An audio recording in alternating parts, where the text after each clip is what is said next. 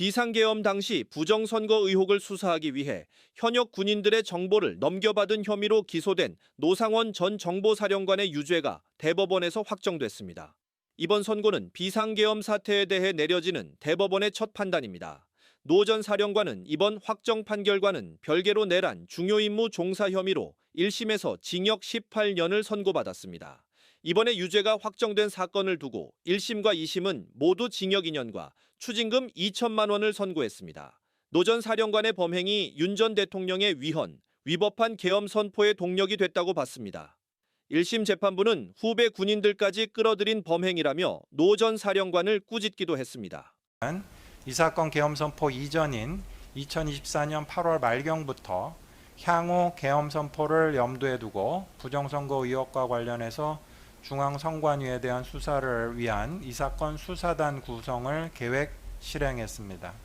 셋째, 이 사건 수사단은 계엄 선포 직전에 이미 소집되어 임무 수행을 위한 준비에 착수했고, 이 사건 계엄 선포 직후 바로 구체적인 임무 수행을 실행하기도 했습니다. 이러한 점들을 종합해보면 이 사건 수사단 구성은 계엄 선포 이전부터 계엄 선포의 요건이 충족되는지 여부와 무관하게 특정 시점에 계엄을 선포할 것을 계획하고 이를 준비 수행하는 행위의 일환으로 이루어진 것이라고 판단됩니다. 따라서 이는 위헌적이고 위법한 행위에 해당한다고 보지 않을 수 없습니다. 결국 피고인에게는 이 사건 개인정보 취득에 관한 부정목적성과 범위도 인정되므로 피고인의 이 부분 주장도 받아들이지 않습니다. 다음으로 문서량관 등의 개인정보 제공과 피고인의 개인정보 수령이 개인정보보호법상 누설 취득에 해당하는지에 관해서 판단합니다. 이 부분에 관해서 피고인은 이 사건 개인정보의 제공 및 수사단 구성 과정에서 민간인인 피고인의 역할은 개인정보 제공자인 문사령관 등과 최종적인 보고 대상인 국방부 장관 김용현 사이의 정보보고 체계하에서 이를 중간에서 전달한 것에 불과한 바, 이를 개인정보보호법이 정한 구성요건인 제공자의 누설 또는 피고인의 취득행위에 해당한다거나 그에 관한 피고인의 인식이 있었다고 평가할 수는 없다고 다투고 있습니다. 그에 관해서 보건대 기록에 의해서 확인되는 다음과 같은 사정, 즉 첫째, 피고인은 군인의 개인정보, 나아가 극도의 보안 유지가 필요한 정보사 소속 현역 군인들의 개인정보를 취급할 수 없고 그 정보에 접근하는 것 자체가 허용되지 않는 민간인인 점.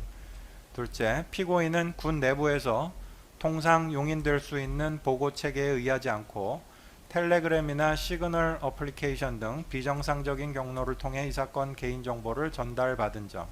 셋째, 피고인은 이 사건 최종 명단을 확정하는 과정에서 문사령관 김대령, 정대령에게 구체적인 가이드라인과 함께 수정 및 제작성을 요청하는 등 이 사건 명단의 내용을 확정하는 데에서도 실질적인 역할을 수행하였음이 확인되는 점.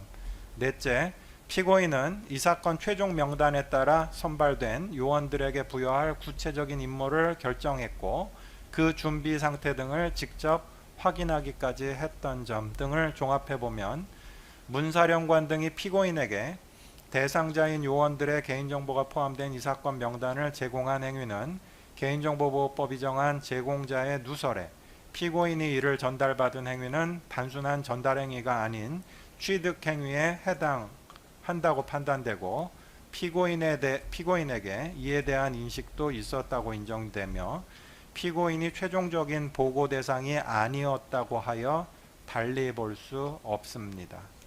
따라서 피고인의 이 부분 주장도 받아들이지 않습니다.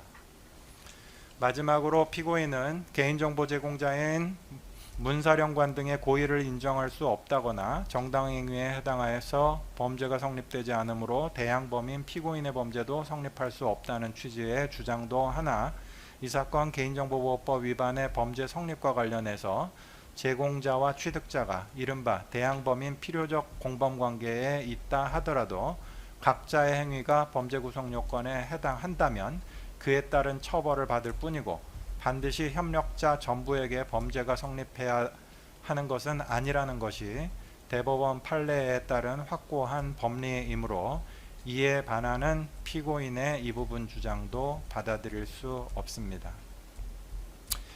결국 이 부분 개인정보보호법 위반 공소사실에 대해서도 피고인에 대해서 전부 유죄 판단을 할 수밖에 없습니다.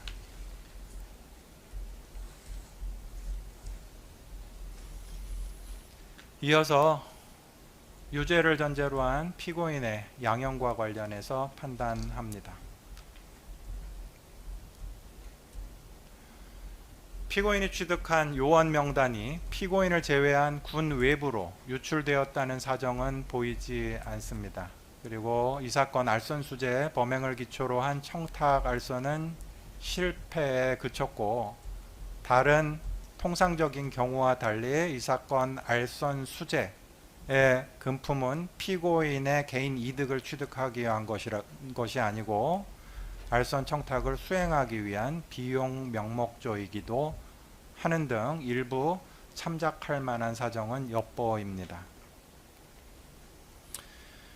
그러나 이 사건 범행은 육군 정보병과 장성 출신인 피고인이 민간인 지위에 있으면서도 현역 국방부 장관 등 군 인사권자와의 개인적 관계를 내세워 진급 심사에서 탈락해서 절박한 상태에 있던 후배 군인들의 인사에 관여하려는 시도를 하고 계엄 상황을 염두에 둔 준비 행위로서 이 사건 수사단 구성을 주도하면서 인사에 관해서 자신의 도움을 받고 있던 후배 군인들까지 주요 역할을 수행하도록 끌어들인 범행입니다.